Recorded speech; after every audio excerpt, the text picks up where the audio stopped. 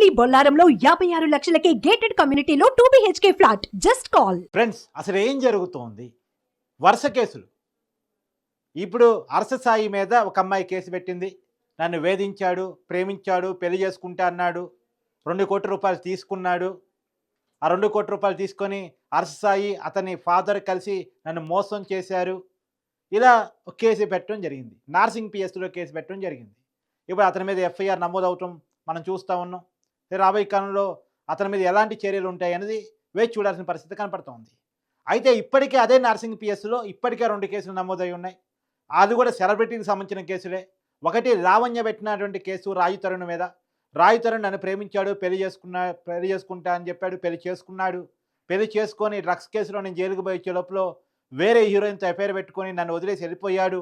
నాకు రాజు తరుణ్ కావాలి అని చెప్పేసి లావణ్య కేసు పెట్టడం చూసాం. ఫస్ట్ లావణ్య కేసు పెట్టినప్పుడు అంతా లావణ్యకు పాజిటివ్గా మాట్లాడటం, రాజు తరుణ్ ఇలా చేయటం ఏంటి, ఒక సెలబ్రిటీ హోదాలో ఉండి ఒక హీరో అయి ఉండి నిజ జీవితంలో విలన్ లాగా ఉండటమేంటి అన్న విషయం మాట్లాడుకున్న తర్వాత కొన్ని చర్చల తర్వాత శేఖర్ భాష ముందుకు రావటం, తర్వాత అనేక విషయాలు బయటికి రావటం, లావణ్య ఇంతకుముందే ఇలాంటి కేసులు అనేక మంది మీద పెట్టి ఉంది అన్న విషయం జనాలకు తెలవటం, మస్తాన్ సాయి మీద ఇలాంటి కేసే గుంటూరులో ఇదే లావణ్య పెట్టిందన్న విషయం బయటికి రావటం, తర్వాత రాజు తరుణ్కు పాజిటివ్గా జనం ట్రెండ్ మారటం, ఇవన్నీ మనం చూసాం. ఇప్పుడు కొత్తగా జానీ మాస్టర్ మీద పెట్టిన కేసు ఒకటి నడుస్తూ ఉంది. దాని మీద కూడా అనేక మంది చర్చలు నడుస్తున్నాయి. దీని వెనకాల ఎవరున్నారు అనే చర్చ నడుస్తూ ఉంది. ఎందుకంటే జానీ మాస్టర్తో ఆ అమ్మాయికి ఉంది కొత్త పరిచయం కాదు. 2015 నుంచి పరిచయం ఉంది. 2019 నుంచి ఆ జానీ మాస్టర్కి ఆ అమ్మాయి అసిస్టెంట్ కొరియోగ్రాఫర్గా పనిచేస్తూ ఉంది. సో 2019 నుంచి అసిస్టెంట్ కొరియోగ్రాఫర్గా పనిచేస్తున్న వ్యక్తి ఇవాళ కేసు పెట్టడం ఏంటి, నన్ను ఏదో అత్యాచారం చేశాడు, నన్ను మోసం చేశాడు, నన్ను ఇబ్బంది పెట్టాడు, నన్ను వేధించాడు, నన్ను కొట్టాడు అనే కేసులు ఇవాళ పెట్టడం ఏంటి అనే చర్చ కూడా నడుస్తూ ఉంది. దీని వెనకాల ఒక స్టార్ డైరెక్టర్ ఉన్నాడని, స్టార్ హీరో ఉన్నాడని, ఇంకెవరో ఉన్నారని రకరకాల ఆరోపణలు నడుస్తున్నాయి ప్రస్తుతం. అయితే దీంట్లో ఇంకా వాస్తవాలు బయటకు రావాల్సి ఉంది. ఒకటి కొంత నిజమే కావచ్చు, ఆ అమ్మాయిని జానీ మాస్టర్ వేధించి ఉండొచ్చు, లేదు ఇంకేదైనా వాళ్ళిద్దరి మధ్య గొడవ ఉండొచ్చు.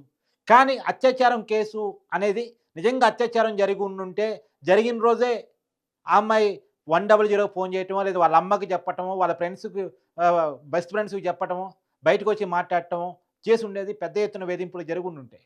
కానీ వాళ్ళిద్దరూ బాగానే ఉన్నారు. సంవత్సరాల క్రితం కూడా యథా రాజా తజా ప్రజా సినిమా అనుకుంటా ఆ సినిమా టైంలో ఆ ఇంటర్వ్యూ కూడా ఒకరికొకరు ఇష్టపడి చేసుకున్నట్టే కనపడింది. ఒకరినొకరు పోడుకున్నారు. ఆ అమ్మాయి నువ్వు జానీ మాస్టర్ దగ్గర ఉంటావంటే నాకు చాలా హ్యాపీ, ఆయన దగ్గర పని చేయటం అంటే నాకు చాలా హ్యాపీ అని చెప్పింది. కానీ వివాదం రాగానే అత్యాచారం కేసు పెట్టింది అనేటువంటిది. అంటే వాళ్ళు కలిసి వాళ్ళ మధ్య ఏ రకమైన రిలేషన్ అయినా ఉండుండొచ్చు, కానీ ఇంటర్నల్గా వాళ్ళు కలిసి రిలేషన్ మెయింటైన్ చేసి ఉండొచ్చు. కానీ తగాదా రాగానే అది అత్యాచారంగా మారిపోతుందా అనే ఒక ప్రశ్నలు కూడా అందరూ లేవనెత్తుతూ ఉన్నారు. ఇలా ఆ చర్చ కూడా నడుస్తూ ఉంది. సరే, అంతా బాగున్నప్పుడు అంతా ఓకే, చెడిపోయినప్పుడు ఏదో ఒక ఇబ్బంది వస్తుందా? మరి జరిగిన రోజే ఇష్యూ జరిగిన రోజే బయట ఎందుకు చెప్పలేదు? ఆ రోజే కేసు ఎందుకు పెట్టలేదు? నిజానికి ఇక్కడ అమ్మాయిని మనం విక్టిమ్గా చూడాలా, లేదా బ్లాక్ మెయిలర్స్గా చూడాలా అని చర్చ కూడా నడుస్తోంది సోషల్ మీడియాలో పెద్ద ఎత్తున.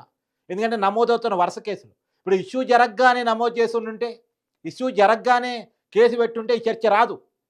కానీ ఇష్యూ జరిగినప్పుడు కొంత కామ్గానే ఉండి, కొంతకాలం తర్వాత ఎక్కడో గ్యాప్ వచ్చిన తర్వాత, గొడవ అయిన తర్వాత, ఇప్పుడు జానీ మాస్టర్కి ఆ అమ్మాయికి గొడవ ఎక్కడ అనేది బయట జరుగుతున్న సమాచారం ప్రకారం ఇప్పుడు ఏదైతే ప్రధానమైనటువంటి సినిమా పుష్ప ఉందో, ఆ పుష్పలో ఈ అమ్మాయి కొరియోగ్రాఫర్గా వన్ ఆఫ్ ది కొరియోగ్రాఫర్గా ఈ అమ్మాయి పనిచేస్తూ ఉంది. నిజానికి ఆ కొరియోగ్రాఫర్ ఛాన్స్ అనేది జానీ మాస్టర్ది. జానీ మాస్టర్కి ఉండాల్సిన ఛాన్స్ని ఈ అమ్మాయి తీసుకుంది. దీని వెనకాల ఒక స్టార్ హీరో, ఒక డైరెక్టరు ఈ అమ్మాయికి అవకాశాలు ఇచ్చారు. దాన్ని జానీ మాస్టర్ నా శిష్యులారుగా ఉండి నా అవకాశాలే కొట్టేస్తావా, నేను బ్రాండ్ అంబాసిడర్గా ఉన్న కంపెనీలు నీ చేతుల్లోకి ఎలా వెళ్తాయి అని ఈ అమ్మాయితో గొడవ పట్టడం, ఈ గొడవ పెద్దది కావటం, ఈ గొడవలో నుంచి ఈ అమ్మాయి జానీ మాస్టర్ మీద నన్ను వేధిస్తున్నాడు అనే కేసుతో పాటు నా మీద అత్యాచారం చేశాడు. మరి అత్యాచారం చేసి ఉండుంటే చేసినప్పుడు వాళ్ళ మదర్కైనా చెప్పు ఉండాలి కదా, వాళ్ళ బెస్ట్ ఫ్రెండ్స్కైనా చెప్పు ఉండాలి కదా. ఇలా అనేక ప్రశ్నలు ఇప్పటికీ క్వశ్చన్ మార్క్గానే ఉన్నాయి. ఇప్పటికీ నట్టి కుమార్ లాంటి వాళ్ళు ప్రధానంగా ఆరోపిస్తూ ఉన్నారు. కస్తూరి మాస్టర్ ఆరోపిస్తూ ఉంది దీని వెనకాల పెద్ద కుట్ర ఉంది, జానీ మాస్టర్ మీద కుట్ర జరుగుతుంది అనేటువంటిది. ఈవెన్ దో మెగా ఫ్యామిలీ నుంచి నాగబాబు కూడా చెప్తా ఉన్నారు, వాస్తవానికి ఒకటే కోణం చూడొద్దు, ఒకటి నేను చెప్పేది, 2 మీరు చెప్పేది, మూడోది వాస్తవం. అంటే ప్రతి విషయంలో 3 కోణాలు ఉంటే 3 కోణాలు తెలిసిన తర్వాతే మాట్లాడుకోవాలి అనేది ఆయన చెప్తా ఉన్నారు.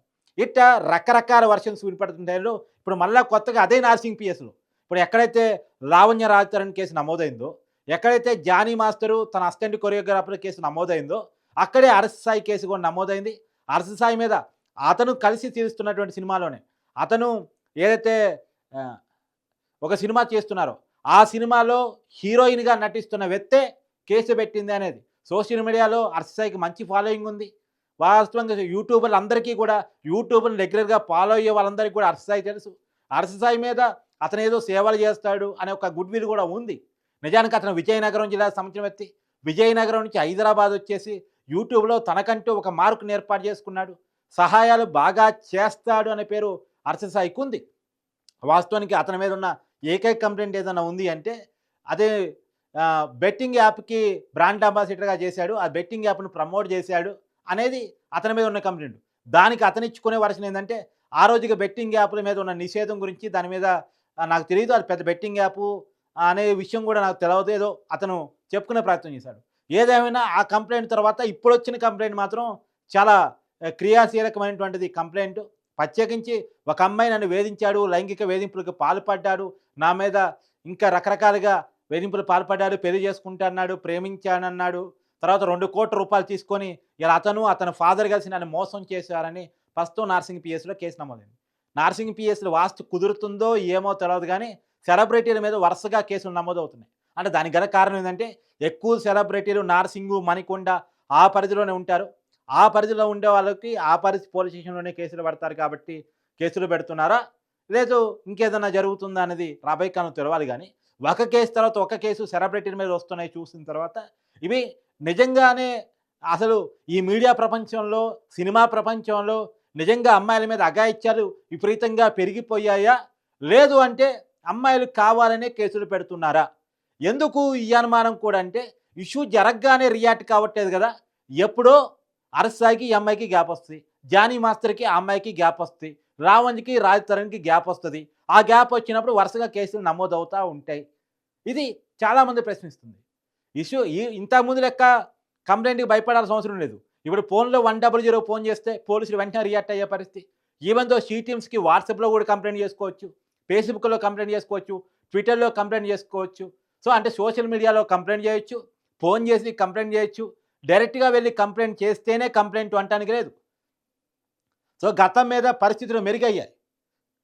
కాబట్టి ఒకప్పుడులా పరిస్థితులు లేనప్పుడు ప్రత్యేకించి లావణ్య రాజతరణ్ కేసు చూసిన తర్వాత ఆడియో రికార్డింగ్స్, అగోవాల, ఆ కథ, తర లావణ్య అంతకుముందు మస్తాన్ సాయి మీద పెట్టిన కేసు ఇవన్నీ చూసిన తర్వాత అసలు ఎవరిని నమ్మాలి?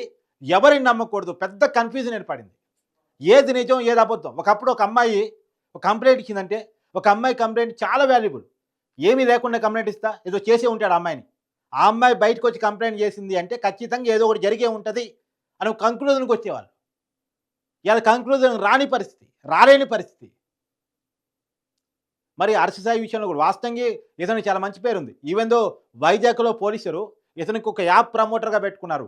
ఏంటి ఆ యాప్ అని పరిశీలిస్తే, ఇప్పుడు లేడీస్ కోసం దిశ యాప్ ఆంధ్రప్రదేశ్‌లో ఎలా తీసుకొచ్చారో, వికలాంగుల కోసం కూడా అలా తీసుకొచ్చారు.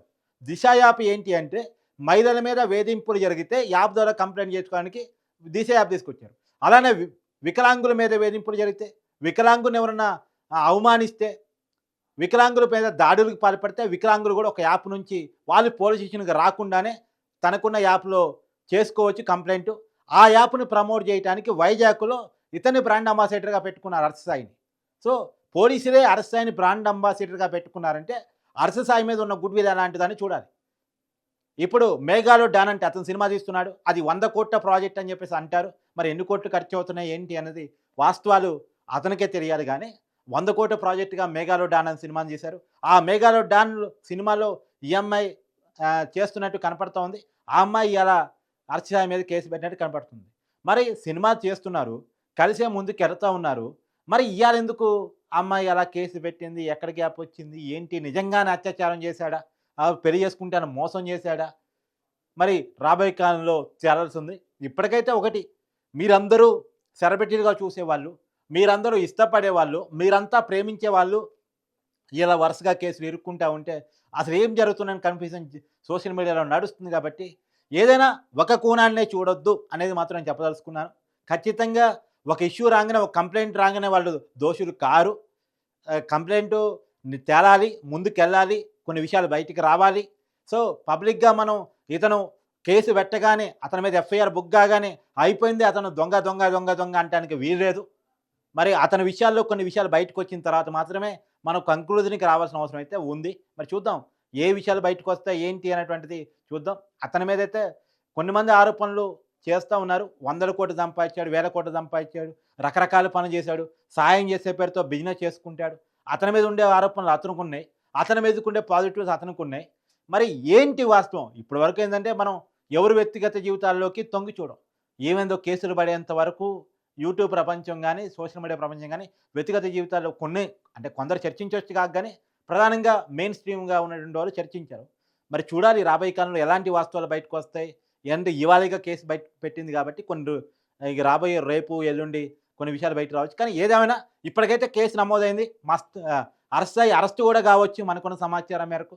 అతన్ని అరెస్ట్ చేసి మేబీ రిమాండ్‌కి ఇస్తే గనక ఆ పోలీస్ స్టేషన్ పరిధే కాబట్టి జానీ మాస్టర్‌ని ఉంచిన జైలుకే అరెస్ట్ కూడా పంపించొచ్చు రిమాండ్‌కి ఇస్తే గనక. చూడాలి రాబోయే కాలంలో ఏం తేలిద్ది, ఏంటి? ఆ అమ్మాయి దగ్గర ఎలాంటి సాక్ష్యాలున్నాయి, ఎలాంటి సాక్ష్యాలని పోలీసులకిచ్చింది.